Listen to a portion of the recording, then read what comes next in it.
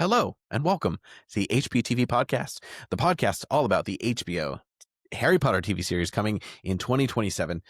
In this episode, we're going to deep dive into Brooms and Quidditch, as well as give you an update on all to do with the TV series that we are really hoping happens with the sale of Warner Brothers coming up. I'm Mitchell, here along with Stephen and Jaime Crum.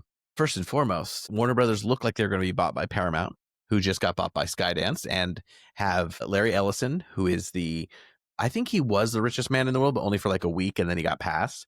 Anyway, he thought about also buying Warner Brothers, combining two big brands, two big streamers right now, but also two classic theater studios. And now we've heard that Netflix may be considering buying Warner Brothers. And that makes it extremely realistic that Harry Potter could premiere on Netflix in 2027. How does that make you feel in your bosoms? It makes me worried that we'll have 10 years between every season, like Stranger Things. And the kids will be looking 20 when they're supposed to be 13 years old. Well, Netflix, they can't mess with the plan. Like, they put all this infrastructure in place. They said, we're going to film at a certain pace. The kids will probably age a little too fast, but that's literally impossible to change. So what are you going to do? Yeah. And we said this last week that if Paramount bought them, they're going to keep their tentpoles. If Netflix buys them, they still will. But man, Netflix would, if it wasn't benefiting Netflix, they would end it. They used to be like a renew. And now they're kind of a cancel culture. Well, wasn't Netflix in trouble a few years ago? It's kind of funny how this all works. Netflix had a moment. So Netflix for a long time essentially was worth a lot of money and spending a ton of money. And it was all on perspective on what if. And then their stock crashed because everyone was like, where's this cash going to come from? And the bill came due, and Netflix started cutting a ton of costs. And then they added the ad tier, which still hasn't been that incredible. And they cut down on passwords. They did everything they could to flip this and show that they're going to be cash rich, and it's worked. So they are just the one utility right now in entertainment that seems like almost every home has. So they've done well in that way, but like long term, inheriting a big Hollywood studio and their entire library and these big brands, like that means Netflix is operating DC, which means so much more than just the James Gunn movie version they're making. So it's going to be interesting, but it seems like talks have cooled off a little bit. We're not going to get an imminent sale, but man, it sure seems like it's leaning. There's definitely a bidding war of some sort going on. Which they must be so thankful because they're like, oh, you're going to have to sell to Ellison for whatever he wanted. And anyway, this show could be on HBO Max. It could be on Paramount Plus. It could be on Netflix. And by the end, it could be on Disney. No, Disney's probably the one that would be on there. Not that cash rich, but you never know. Amazon, Apple, maybe. Well, don't you think even if Netflix were to buy Warner Brothers, think they would roll everything into Netflix, or would they keep HBO Max as a separate thing? Because don't they have Discovery on its own other platform now too? Because that didn't I think it work would be a merging them all together. process. Yeah. Like the Hulu Disney thing where it was like they were separate entities for a long time, and then like Disney Plus started getting some of that content on theirs when FX came into like play, and now they're like basically combined. I mean, I know it's technically still like you're getting a dual package or whatever, but they're together now, Well, it's interesting because they're starting to launch Hulu internationally and replace this brand they have called Star, which is what Hulu Originals come up as Star Originals for me here. So it'll be interesting to see, is Hulu a tile, or do they try and distribute as an app, or is that slowly going to die? And that's the only reason I think Netflix might keep turn it all Netflix. One, they love to brand things Netflix. And two, people are complaining about that they have too many streaming services. The only other hitch, yes, is that HBO is such a premium brand. And we know that there are HBO Max originals that are very good, including The Pit, which just won Best Drama at the Emmys. Fantastic show. But the best of the best, they're turning to be HBO. So The Last of Us, Game of Thrones, and Harry Potter, those are their genre movies. Obviously, all their big tentpole shows over time have been HBO. So the only thing I can think is that maybe they'd keep HBO, that really thin brand, separate, but everything else like DC, I don't know, why would you keep that in with HBO? That fits actually better with Netflix, in my opinion. Yeah. And like especially series wise, if they do. But then it also concerns me about things being released on Netflix and not getting along as long as a theater run. We'll see. Yeah. Well, can you imagine this coming out as a binge? I'd be mad. Man, dropping the whole thing. We wouldn't sleep for like a whole, weekend. But no, I just worry because Netflix has no problem like putting out absolute garbage sometimes. Like, they have some really trashy reality TV and some really, like, B and C movies, and so Love is Blind Harry Potter edition. Oh my I gosh, could see I'd them kill saying, for it. like, "How cheap could we actually make Harry Potter?" Like, they have all the sets built and stuff, so what can that works. They do spend money on some things, and I do wonder if they'd keep these as kind of individual studios under the Netflix brand, but keep the branding. I think if they're going to spend money on anything, it's going to be Harry Potter and Game of Thrones. They could not let those slip, because the other thing is people are like, Netflix only keeps things that feels like they're bringing in new subscribers or really holding people in. Like, they started canceling these shows that were in their top 10 because they're just like, oh yeah, like decent viewing numbers, but it is not what is propelling our service forward. Well, and isn't Attracting new Netflix, viewers. I mean, the great thing Netflix did when they did start doing Netflix originals was original content, like not sequels, not remakes. Orange is the New Black was a big deal. And, Yeah. even Stranger Things, like in a world where we're getting a lot of remakes, like this podcast is about, but we're excited for this one. It was nice they're doing. So I wonder how they would handle jumping into a catalog of of DC. It's kind Going of into Harry known Potter, though that Game of Thrones. they've wanted to try and build their own IP, and nothing has Yes. really grabbed on. Like, they've released a bunch of movies that they were hoping would kind of turn into a like mini universe, and like they did try and spin off Stranger Things, and that didn't work. And then the Duffer Brothers signed with another company, and they have tried to expound what they have, but what they haven't done is buy an existing brand. But yeah, we'll see. Let's talk about some filming updates that we have that seem to be pretty legit after some research. So there was some filming, and it was in Hodston. I could be saying that wrong, and I live like an hour away from it. But, you're the one who would know, Mitchell. It seems like there have been some areas that have been getting crews out there, and they're dressed for 90s, and people think this is part of Vernon's day one out there when he sees the weird people in the owls in the shops. And there have been 2 different spots in that town. And then there was another one where somebody saw like little whinging in a window, or like on a newspaper or something. So these things are out. They're shooting out in Luton. The other big thing, and this is the one that is not 100% verified, but I don't know if you guys looked at the Reddit links. Yeah. But there was some shooting in a park, and it seemed to be a ginger woman and a brunette man. She seemed to be holding a wand. There may have been some practical magic effects where it looked like they had used real fire, real sparks to show some magic, and they were walking through. Now, this would be presumably Harry's parents, Lily and James. I just thought about their names are Lily and James, and there's an actress named Lily James. Yeah. Anyway, maybe Lily James is playing. It's really interesting that they would be, because that's not in the books. Straight up, we never get to see them date. Someone said they might even have a baby with them. So it's like, were they just taking a stroll with Harry? But that one's, again, it's kind of all rumored, but there is actual footage of these people on a set. And I think there's like, it's called like the Brown Rabbit or something. They have like a code name for the show. Like every different set is getting a different code name. So it's quite clear that there might be something that was not in the books. And now here's my only objection to that, because I think that could really enrich that background. If they leave something out, I'll be like, well, why'd you add something new and take away something I wanted?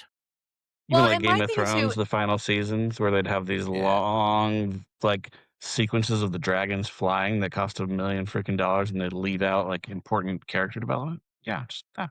And they didn't have the dragons when we needed them in the season before. But anyway, I do. What I don't like if we do get a lot, because even in the movie, I think we don't really even get a picture of James and Lily till the end of movie 1. Yeah. We get that picture, which just could also be, I thought about that. I was like, maybe this is like a photo shoot for like stuff like that, or imagery for the mirror.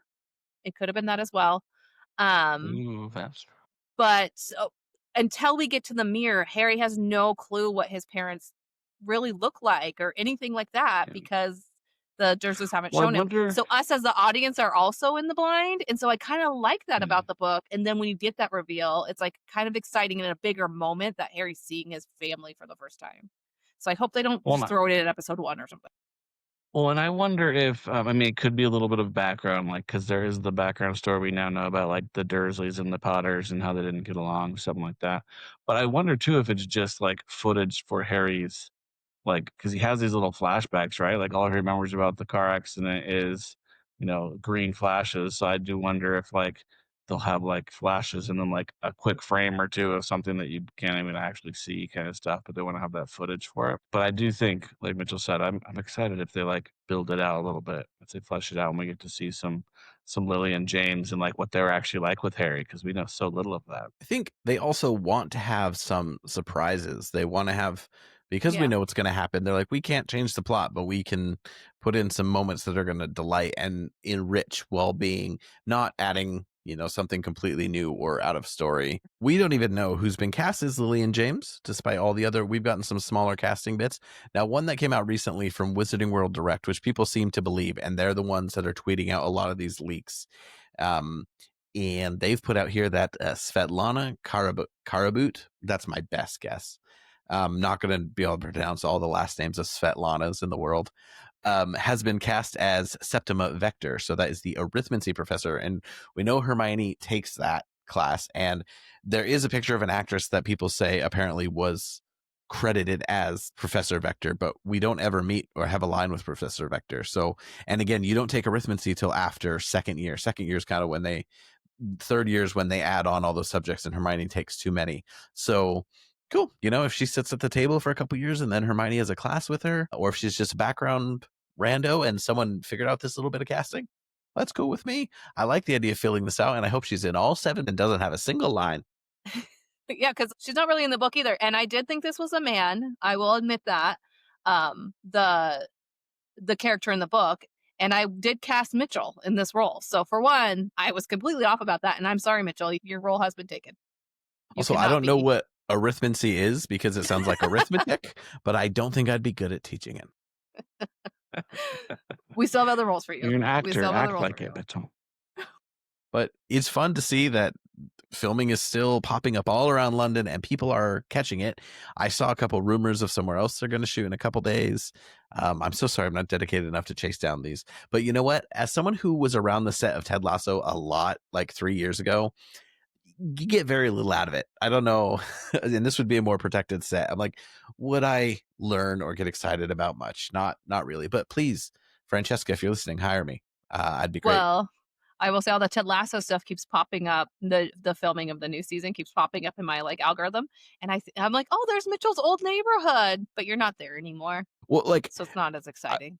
They say they actually. So I was living in student accommodation doing my master's, and they actually set up their prep tents in our lawn, in our front area. And then my spot at the bridge is where they shot at the river. Like we walked down past it and they had a shot at this little house that I would walk by every other day. Like our coffee shop that like my wife and her friends would go study at and work at, like they were literally at all of our spots, and it was wild. So that was in Twickenham and then some of Richmond. And I would go to the Richmond spots, but I was only there once or twice while they were filming. While I am still right there, I don't really go into that area, but it is super weird to see when it does happen. I moved a little too far away. Into that area. Yeah, it's your true. Baby. We had they need a cute baby on screen. Yeah, who's who's having a baby? Maybe those two characters that are in love have a baby. I don't think he's in it. What's the guy's name? Roy Kent. I can't think of his real name right now. He was rumored to be Hagrid. He's got some rom-com coming out. He's in Shrinking. He's touring. Hercules. He should have been Hercules. Stupid MCU. Anyway, I digress. Brett Goldstein. My gosh, I'm like, it's on the tip of my tongue. I know. How could not? We love you, Brett. I'm sorry we couldn't remember your name. You can be serious. I don't care. All right. Let's get into our deep dive of the day. So again, person, place, or thing. This is kind of a thing. Broomsticks and Quidditch, they're things. They're things. Sports. Yeah, so obviously pre-Harry Potter, which is on brooms, were a thing. We've seen them in movies, and there's some real life origins, probably, maybe. I don't know. This is up to Jamie. Well, Mitchell, I made a joke about doing the history of brooms, and Mitchell thought that was funny. So I did do a little bit of the history of actual brooms. And I see Mitchell put notes as well for the history of actual brooms. And I will say this is kind of interesting because there's no exact invention date for the broom, which makes sense because it sounds like in the beginning people just took sticks or bushels together and used them to sweep things or to dust things off, and that seems like a practical application that someone one day was like, oh, I should make this into a broom. I work around a lot of I used to do this is very random. I did filming at equestrian competitions like the Grand Slam of show jumping, and we would be bound back in the stalls and they'd be sweeping. And you know what they did? They said the best way to sweep hay was still just with these sticks wrapped around it and put in a little bushel and sweep away at the hay. So it is a natural human instinct. Sweep. We are meant to sweep. And apparently mostly women are meant to sweep, but that will be part of this.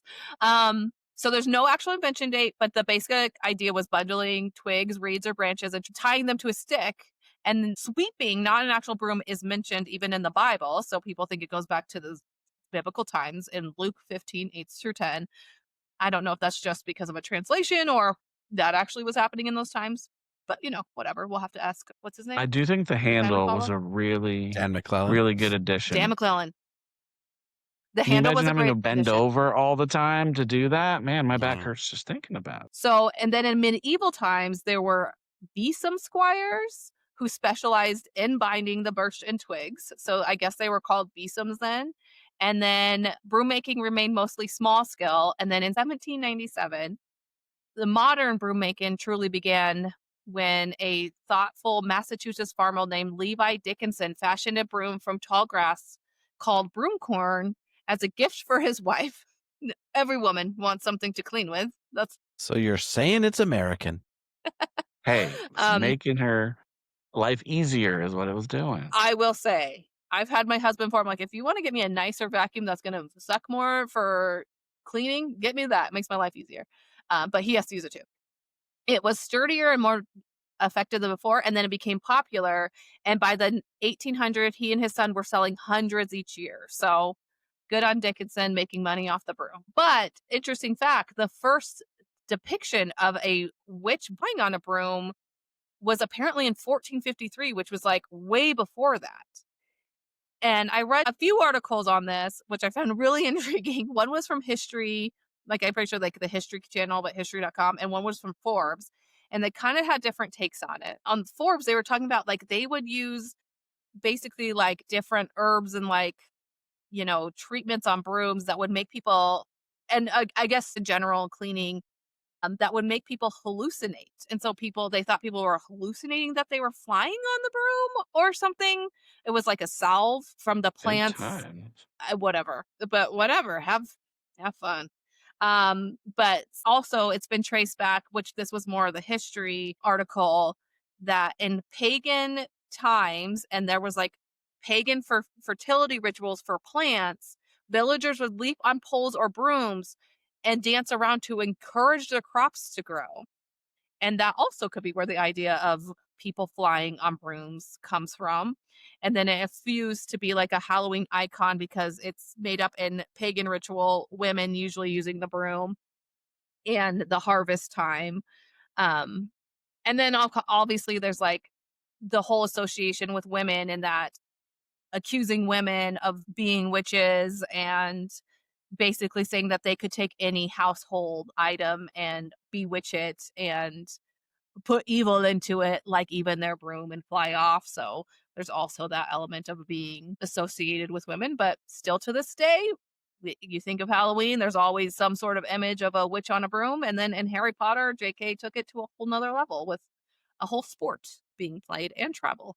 Hey, it is a sport that men and women can play together equally at the highest levels. And men and women in the books travel on brooms outside of just the sport. It's true. So that's my lesson on brooms and witches. I also think that brooms are a big piece of Halloween just because everyone has a broom. A witch is the easiest costume ever because you grab your broom and you paint your face green and you're good to go. And we have fun things like Hocus Pocus, where there is only like one broom or two brooms. There's a vacuum. Once it starts to vacuum, yeah. And then in the sequel, there's like the Roombas. Yeah. They bewitch on their own. I think that happens in Sabrina the Teenage Witch as well, where she rides a vacuum. Oh, yeah. In the opening, I think even she's riding a vacuum. So household cleaning items to fly on. There you go. Now, back to Harry Potter. In the wizarding world, obviously, they use brooms a lot. And so brooms are the primary means of transportation in the magical world. The earliest references to flying broomsticks, at least in the magical world, date back to the 10th century. At first, they were little more than just enchanted household brooms uncomfortable and unreliable. And this goes back to the conversation we had a while back. Remember about how uncomfortable it would be to sit on a broom, the massive wedgies that people would have to experience. And that's what they dealt with back then. So early brooms lacked cushioning charms. There were no steering mechanisms or safety features, and riders often endured splinters, which was, down where, and unsteady flight paths and accidents. But by the Middle Ages, broomstick flight had become more standard, especially as wizards and witches sought ways to travel quickly and discreetly without attracting Muggle attention. Which I think is really counterintuitive, because even if your broom is consistent and not going all over the place, you're still like flying in the air. Wouldn't the Muggles see that? Like, it'd be pretty visible. I don't know. But over time, the broomsticks were refined with charms that improved speed, control, and comfort. So the cushioning charm was developed in the 12th century. So think about that: 200 years of no cushioning charm, riding those brooms all over the place. And it was developed by Elidora Ketteridge, apparently. Um, and they made broomsticks bearable to sit on for long periods. So you could, go more than just a few miles down the road. You could actually travel long distances. Steering charms became more sophisticated and allowed for finer control of altitude and direction. And then anti-muggle detection spells were eventually woven into most brooms to prevent accidents that could happen in the presence of non-magical people. There are some other just key things as broomsticks become more than just transport, right? They're central to wizarding culture. And then as Quidditch develops, there became a need for better brooms, right? That were like the sporty version that could go faster and help you to win the games. And so initially you had some brands like the Moon Trimmer broom, which was one of the first ones in 1901. Then there was the Clean Sweep Broom Company. In 1926, it was founded. And just a few years later, the Comet Company also started to release brooms. So you'll hear about the Clean Sweeps and the Comets as kind of the lower tiered brooms, and they developed better and better models over the years. There were others like the Tender Blast, the Swift Stick, and then the Shooting Star, which still gets referenced quite a bit in the books and the movies as kind of like an older, less fancy version of the brooms. And then in the late 60s is when Nimbus started creating racing brooms. And so it's actually created by the Nimbus Racing Broom Company, and the first release was the Nimbus 1000. And so that was a huge advancement, and that's what all the Quidditch players turned to using almost right away. Then the next big one came in 1993, which is what we talked about before when we went over the third movie, when Harry discovers the firebolt. And that's the year that it was released, was in 1993. And so that, to this day, is the epitome of broom technology. And around 2014, we learn, I think it was through Pottermore, through the time that we had the reports about the Quidditch World Cup that year, but there's now a model called the Firebolt Supreme, which was introduced in 2014. So newer, faster, cooler, and using that Firebolt name. So they are much more than just transport. They're status symbols as well, because some are obviously more expensive than others. So you get, the Malfoys of the world who can buy an entire Quidditch team, the newest broom, which was Nimbus 2001 at the time.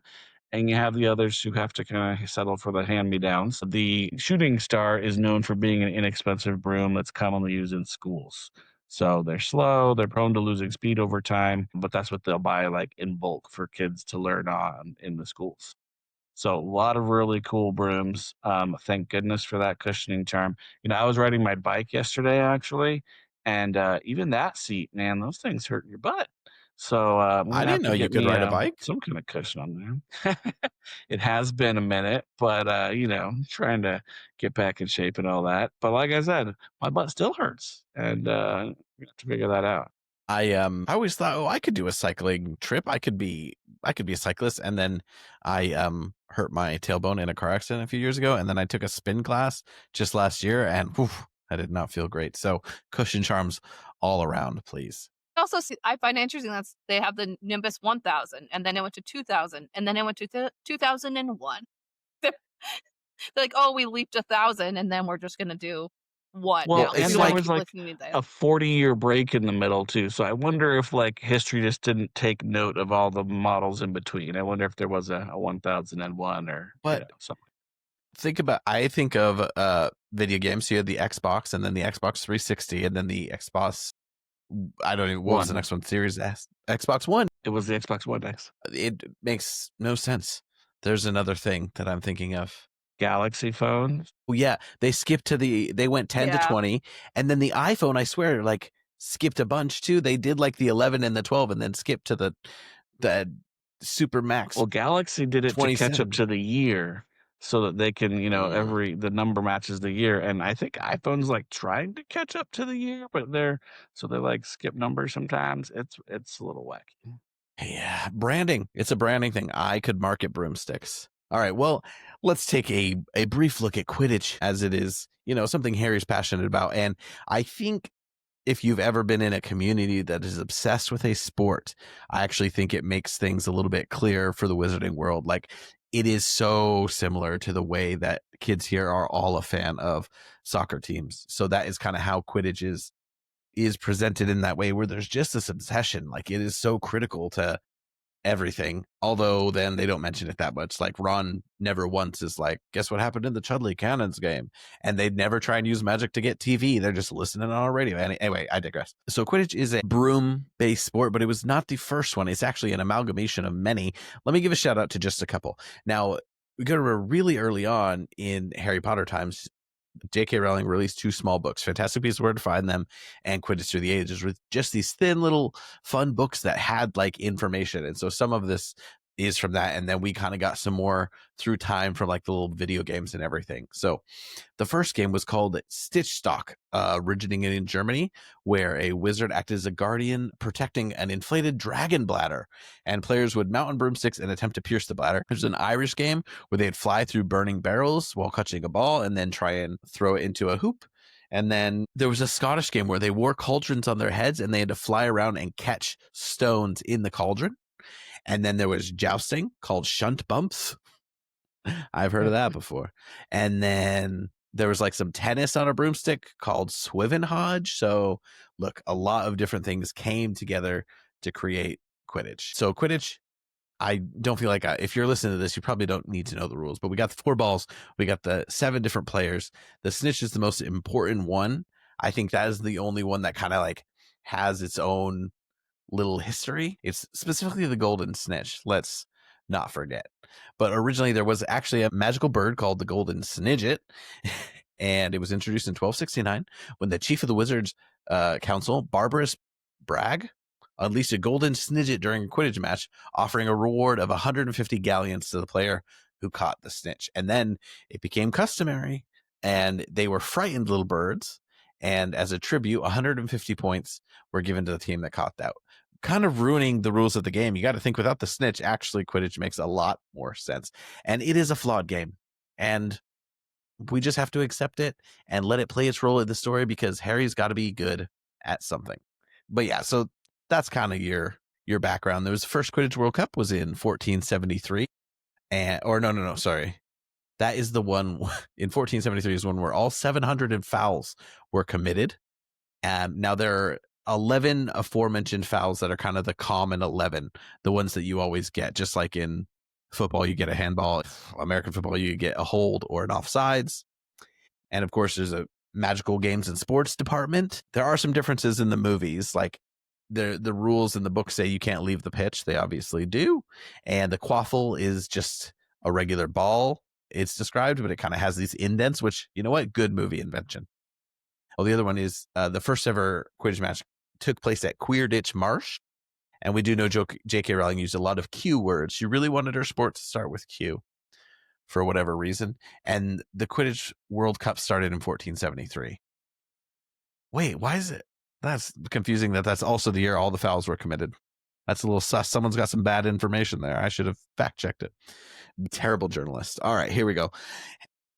Now, in the story, I think remember Harry's initial happiest memory when he's facing the Dementors is one of his first broom rides. This is one thing that comes naturally to him. And I think if you've ever had an athletic feat come naturally to you, or an academic thing that you just, something clicked with you and so many other things don't click in your life, I think this is a really nice moment for Harry. Of course, Quidditch kind of tails off in the book, and it matters to Harry, which I think is important, and it comes into play. But J.K. Rowling says, I didn't really enjoy writing it. And it makes sense because it doesn't actually make sense. You know, her writing sport, her writing romance, she's good at other stuff. So actually in the books, Harry Potter plays 2 matches in the Philosopher's Stone.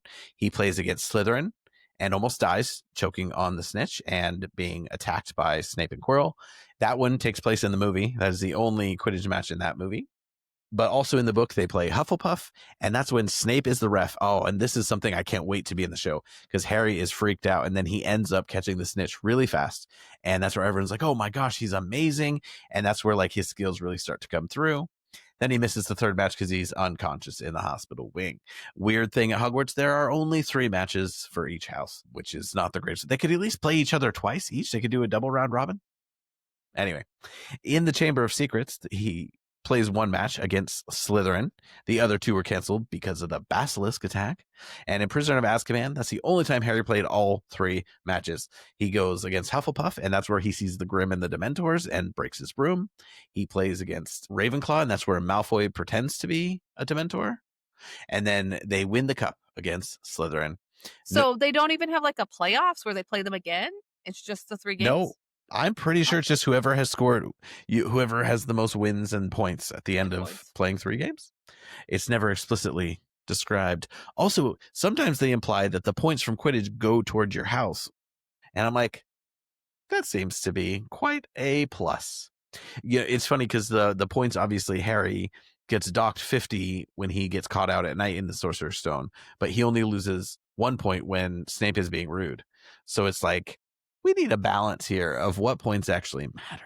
They're all over the place. This is its own conversation. There's a point where students could take points, but others couldn't. Yeah. Can prefects take points or not? Because Malfoy says they can't. Percy says they can, because then Malfoy takes them away when he's a member of the Inquisitorial Squad. Goblet of Fire does not feature any Hogwarts Quidditch, but it does have the Quidditch World Cup final, which obviously a very important moment for Harry to see the world expanding and then be attacked by Death Eaters. And then in the 5th book, we get the Weasleys are king storyline, which is fantastic. And we get Harry getting kicked off the Quidditch team because he gets into a fight. And it's quite fun. Oh, and Harry also misses a match to Watron because of Grop. Again, that's a good use. That's a good use of it. And finally, he played 2 matches in Half-Blood Prince against Slytherin and Hufflepuff. He missed his 3rd match because of Sectum Sempra. And Gryffindor versus Slytherin, Harry played, and Ron was a keeper who thought he was drunk on Felix Felicis. So she does do a good job of weaving Quidditch in even after she stops caring about it. Harry, here's some stats, won 7 of the 9 matches he played in the books. Both times he lost was against Hufflepuff. He also missed 9 Quidditch matches while studying at Hogwarts, 5 due to cancellation, 3 due to being punished. And now here's the runtime of Quidditch in each movie, because the movies feature even less Quidditch.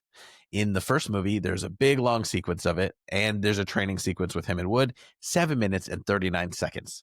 Chamber of Secrets, we do get the cancellation, don't we, as well? Like they start to go out for the 2nd match and it gets canceled. 4 minutes and 52 seconds.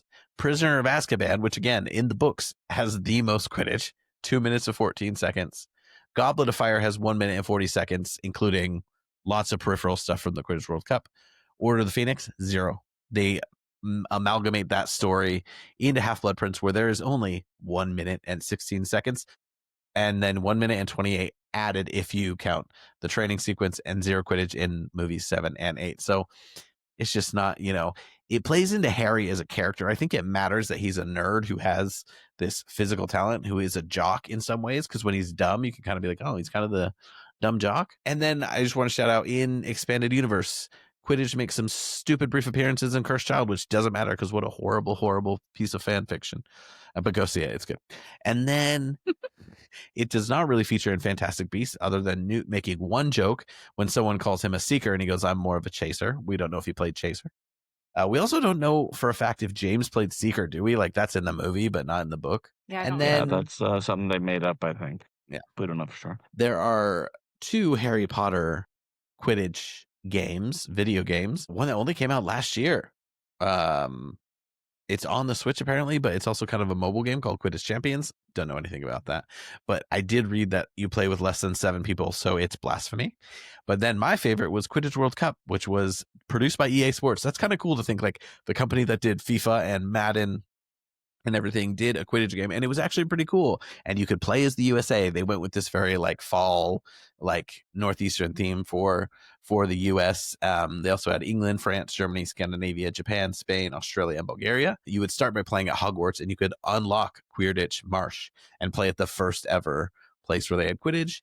And they had special moves, so like you could earn boosts where like your guy would do a special move. And I think America's was a basketball move, which is kind of cool. So Harry Potter Quidditch World Cup, I'm going to find a version of you at some point and play. But that is kind of the history and the canon elements of Quidditch. And some nerds, I would have done this if I would have met the right people at the right time. And I'm surprised my university didn't have it. But some nerds turned Quidditch into a real sport and are still trying to legitimize it despite leaving Quidditch, the name, behind. I mean, there's a lot of nerdy things I participate in. I don't know if I could seriously do this, but it did have quite its run. And I do believe I was involved in some sort of like maybe church or something at group activity in my youth where this was attempted, I guess, or I witnessed it, but my memory is horrible. Nerd. Quidditch entered the real world in 2005 in Middlebury College in Vermont. And now it's grown into a sport that's played in 40 countries. And like Mitchell mentioned, it's no longer called Quidditch. It's called Quadball. Because there's a thing called quad rugby, which a lot of times when a sport starts with quad, it is referring to like there's, I don't know if it's called quad tennis, but it's like people in, it's wheelchair sport. So it's interesting that they went with the word quad. But that is interesting. Yes. I thought of like quad, like 4, like sections or something. Yeah. Plus a kind of that like quaffle Quidditch, the Q, and or they play on a quad because it was mostly a university sport at first. Oh, there we go. Basically, there's brooms or some sort of stick, usually PVC pipe, between the person's legs at all time, which I do think adds an element to it because you have to like either be clenching that, I guess, or holding on with one hand to the stick. So you're like going around one-handed. Do you look a little silly maybe? I don't know, but people take this very seriously, so good on them. Each team has 7 players, 3 chasers, 2 beaters, 1 keeper, and 1 seeker. There's the quaffle, which is usually a deflated volleyball used by chasers to score through one of the 3 hoops on the opposing side, worth 10 points each. Obviously, this all takes place on the ground, just to emphasize this. There are just bludgers. For now, they're going to figure out the flying thing. They're going to figure it out. Any minute. Figure it out.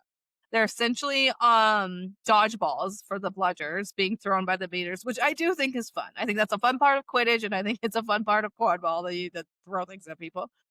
We all love dodgeball, kind of. And if a player is hit, they must dismount their broom and run back to touch their own hoops before rejoining play. The snitch, instead of a flying golden ball, it's a neutral athlete dressed in yellow with a tennis ball and a sock attached to their waistband. The seeker's job is to catch it and earn 30 points to end the game. So today, like I said, they say it's played in 40 countries with tournaments like the Quidditch World Cup and the European Games. They did change their name in 2022. A lot of the reasoning behind that was the controversy with J.K. Rowling and her statements about transgender people, but also has been stated that it was also to avoid confrontation with Warner Brothers over the trademark of the term Quidditch because it's only used for Harry Potter, so it is a trademark term. And you can still, put together a team and play if you go to usquadball.org or Google it in your country, where you can play Quadball. You can get your own team and join tournaments or find other people you'd like to play with and see where they play and if you can meet up with them. If you want to watch this, I'm sure it's on YouTube. I don't know. I didn't check. But there's a fun portrayal of it in a movie I really like called The Internship, starring Vince Vaughn and Owen Wilson, where they do an internship at Google. And one of the team building activities is them playing Quidditch. And it's like it might be different from the new Quadball rules, but it is a good depiction of like a lot of the rules and things that I know do actually exist. And true to Quidditch, I think Quadball requires you to have, I think you have to have two genders represented. However they put that, I don't know how it's phrased properly, but it is interesting that they do that. It's just funny. Like, I don't know if there's a way holding a broom between your legs was ever going to like really evolve, but you could have taken elements of the sport. I just think the 150 points thing, which I think has been changed actually, and the snitch guy runs out after a certain amount of time. I think that is, yeah, it just makes it invaluable. I thought maybe they should try it on ice because it's a little more like flying, you know? But anyway, I thought of good ways to do. Oh, yeah. I do think there's room in this world for a Quidditch roller coaster where like they've got single rail, like one person ones, dueling coasters as the Seekers, and then they have like a 2-person one as a beater. Like you have 4 intertwining roller coasters, and then like a keeper drop tower that moves side to side. Look, I've got it all planned out. Call me Comcast. Anyway, yeah, Quidditch, you know? And then Steven, have you prepared a Quidditch musical number for us? That was your I have. Everyone prepare to have your ears bleed. No. I hope it's a wrap. But yeah, Quidditch is obviously, I think, sport. So I was randomly thinking about, there are people like who are very condescending towards people who are passionate about sports, and it changes their mood, and they're like, how can you be so invested in a game, even though it obviously is an important part of like culture and history and being active, and people do care. And yeah, people are silly about it at times, but I just remember meeting some girls who were like, I can't, if you care about sports, I just can't. And I'm like, well, that's rude. But I think you could look at a character the same way. I think it's actually quite important that Harry, even though it kind of starts to lose some of shade, I think it makes the world feel more 360 that wizards have this. And I think that it is an important thing to Harry when it seems a bit superficial at times. And obviously we see Ron get involved, we see Ginny get involved, and Hermione kind of eye rolls it, but she also sees the importance of it to the fabric of the student body, whatever. Well, I don't think she really liked Quidditch important. All that much until she, met Victor Crumb. I think she gained some interest there all of a sudden for some reason. No, I don't think she liked it. I think she learned to like tolerate and appreciate, because she does kind of like say it's just a game, like we're worried about Voldemort, but like it makes so much sense that a 15-year-old would think, you know what's just as important as killing Voldemort? Catching the freaking snitches. So what do you guys hope happens in the show? Do you hope they expand on Quidditch? Do you hope there's more Quidditch? I think it could serve a purpose. There's the part in Chamber of Secrets where they have the confrontation before practice. I think Quidditch adding to Harry's stress and adding to Harry's ego or his good self-esteem, like in a good way. I think using practices and using these interactions, like she used them in the book to intertwine with certain stories. I think every match that's in the book should be depicted in the TV show, and I think that or more. A lot of them serve the story. I don't think they're there just to be there, and they could also be fun. And I hope they found a more comfortable way to shoot it, because I know it was not that comfortable to film all this green screen crap. What do you guys want to see? True. And they got to find a way to put some cushions on there too. The one thing I forgot to talk about with the brooms is that the firebolt, like remember how the firebolt had like those pedal things on it to like put your feet on? Those are goblin made apparently. So all of the metal on the firebolt is goblin made. And the reason there were so few firebolts is because the goblins would often go on strike. And so they had a very limited number of these. But I do think that there's some room there, like with production design, right? Like how do you design the broom so that people can actually be on them for an extended period of time? Because we've talked all about the discomfort, and there's no real cushioning spells, unfortunately. I don't think WB has cracked that technology. But no, I want all of them there. I think that we want to see as much Quidditch as we possibly can. And I think there's a lot of shows that are able to include a lot of sports and everything, especially when it's centered around schools and stuff, without being, 100% focused on it. And so it's possible. They can make it happen. Yeah, I like the way Quidditch is incorporated in the story.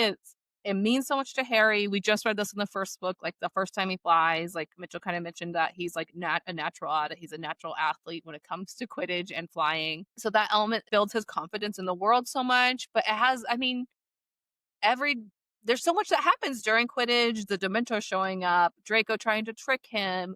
the elements of Ron wanting to be on the team and Harry becoming Quidditch captain and trying to like navigate that with like who gets to play and being accused of picking his best friend over like the what's his name, Cormac, all that kind of stuff. There's like fun parts of the story. Like, so I hope they develop the Quidditch enough that it makes sense that those things happen within the story. And it's not just like, oh, we're just throwing this in. We're throwing Quidditch in the story at this moment because story happens during this, which I feel like is what happens in the movies. Like, it doesn't feel exactly part of like Hogwarts and going to Hogwarts. It's in the beginning, yes, and then it's kind of forgotten, and then just when we need it to be there. And there's a little bit of that in the book as well from JK. But I'm excited to see it, and I'm excited to see if they make it look any different than what we see. Like, that's not exactly how I imagine the stands and everything, what we get. No, it really surprised me. But it makes sense that the crowd has to be high. That's what's interesting about the Quidditch World Cup, where the stadium looks massive in the film, but even in the book, it says 100,000 wizards attended. And when you think about how many wizards there are in Britain, that is, I think, a massive part of the wizarding population of the entire world. And that kind of makes sense. Like 1 billion people often watch some part of the World Cup in the real world. 1 in 7 human beings. It's probably more than that. Watch at least a little bit of it. That's kind of crazy. So it makes sense that the wizarding world would be that obsessed. That's true. One thing that they definitely have to include is the championship in Prisoner of Azkaban, where Harry and the team win. That's something that we did not get in the movies and we really need to have, in part because it's a culmination, right, of all the work and everything to get there. But I think also, like, after that point is where the books and the story kind of takes a pretty dark turn. And so it's really interesting to me how that kind of, is this peak of like the joy and fun of the magical world. And then from that on, like, Quidditch is tied into, Umbridge ruining everyone's lives, and then him, basically almost murdering Malfoy. And so even that, everything gets darker from that point on. So I think it's really key that they make that awesome in season 3. There are some Quidditch tactics that they have listed at the bottom here, and I wonder if these are from the video games. I don't know, but they're very fun. So let's start with the Clemondiston charge. A chaser stands on their broomstick, leaps, and thrusts the quaffle toward a goalpost. And then you have the Dionysus dive. A chaser stands on their broomstick and leaps, punching the quaffle toward a goalpost.